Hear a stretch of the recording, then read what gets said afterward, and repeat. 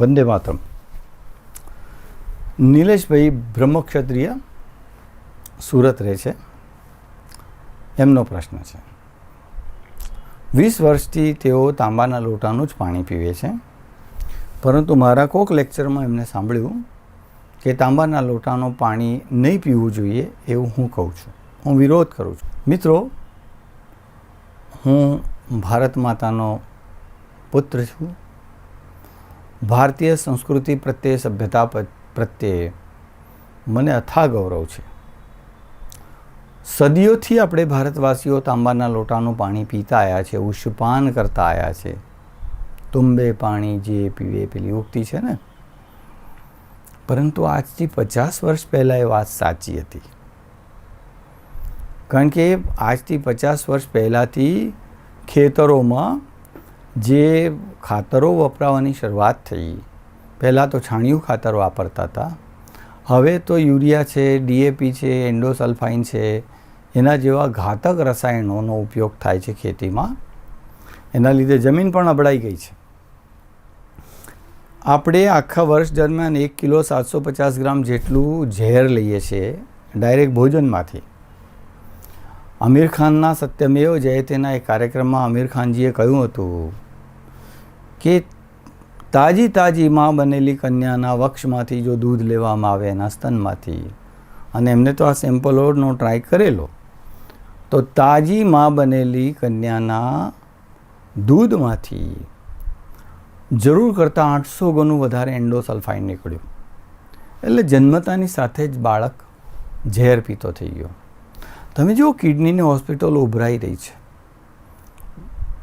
ફટાફટ બ્લડ યુરિયામાં વૃદ્ધિ થઈ રહી છે. ક્રિએટિનિન વધારે વધી રહ્યું છે. જરી અમથા બ્લડ પ્રેશરના ફ્લક્ચ્યુએશનમાં કિડનીના નેફ્રોન સેલ ખતમ થઈ જાય છે.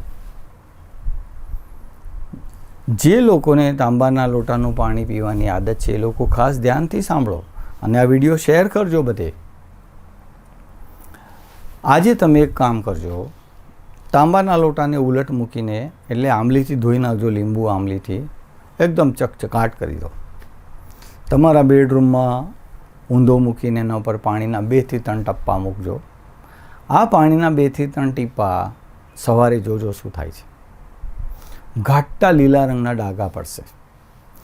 પાણીએ હવાની સાથે રહેલા ઓક્સિજન સાથે પ્રક્રિયા કરીને કોપર સલ્ફેટ બનાવ્યું.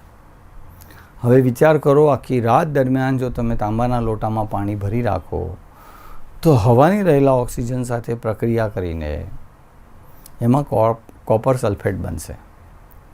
આમ જૂના લોકો કહે છે, આપણે એમની સાથે કમ્પેર કરીએ તો ઘણીવાર વહુઓ કહે છે કે અમારા બા તો બહુ ફાસ્ટ ચાલે છે, અમારાથી નહીં ચલાતું, અમે તો સલ્ફેટિયા છે, બાએ જૂનું દેશી ઘી ખાધેલું છે, એવી બધી વાતો કરે છે.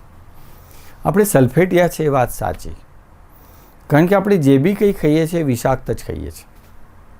ખેતરોમાંથી એટલો બધો ઝેર ભરાઈને અનાજ આવેલું હોય છે કે એના દ્વારા આપણા શરીરમાં ઠલવાય છે, અને આખા વર્ષ દરમિયાન આપણે 1 કિલો 750 ગ્રામ જેટલો આવો ઘાતક કચરો ખાઈએ છીએ. માટે મિત્રો, તાંબાના લોટાનું પાણી જે પીવે છે એના સ્કિનનો ટોન ધીરે ધીરે ડાઉન થઈ જાય છે, એની ચમક ધીરે ધીરે ડાઉન થઈ જાય છે. એકદમ ઉજળો વ્યક્તિ ધીરે ધીરે એની ઉજાસ ગુમાવે છે, થોડો ડાર્ક થવાનો આરંભ થઈ જાય છે. સુંદરમાંથી શ્યામ બનવાની પ્રક્રિયાનો આરંભ થઈ જાય છે. એક જૈન પરિવારના મોભી આવેલા, એમનો અનુભવ તો મેં બતાવેલો પણ છે. 35 વર્ષથી તાંબાના લોટાનું પાણી પીતા હતા, પણ એમને છેલ્લા 2 વર્ષમાં 3 ફિશરના ઓપરેશન થયા, મટતું જ નથી. જ્યારે મારે ત્યાં મળવા આવ્યા, મેં 2 લાખથી વધારે લોકોને મળેલો છું, મારે ત્યાં મળવા આવ્યા ત્યારે મેં એમને પૂછ્યું તો એ કહે છે 35 વર્ષથી તાંબાના લોટાનું પાણી પીવે છે, એ બંધ કરાયું, હવે છેલ્લા 2 વર્ષથી એમને કોઈ તકલીફ નથી. હું તાંબાના લોટાના પાણીનો વિરોધી નથી, પરંતુ આપણા આહારમાં જ એટલું બધું યુરિયા, DAP ને સલ્ફર આવી જાય છે કે તાંબાનું પછી ઓછું પડે છે. આ બધું ઓછું પડ્યું તો તાંબાનું ઉમેરીએ છીએ, એ તો પ્યોર ફોર્મનું છે પાછું. માટે સ્ટ્રિક્ટલી આપણા સ્વાસ્થ્ય ખાતર તાંબાનું પાણી તો આજે બી એવું જ છે જે પહેલાં સદીઓથી હતું. એમાં કોઈ ફેર નથી પડ્યો. ફેર પડ્યો છે તો આપણા આહારમાં ફેર પડ્યો છે. તાંબાના લોટાના પાણીને તો આજની તારીખમાં પણ હું 1000 સલામ કરું છું, પરંતુ આપણા માટે એ હિતકર નથી. હવે સોનું આપણને પચશે નહીં, એના જેવું છે આ વસ્તુ. માટે તાંબાના લોટાનું પાણી એવોઇડ કરજો. અસ્તુ. વંદે માતરમ.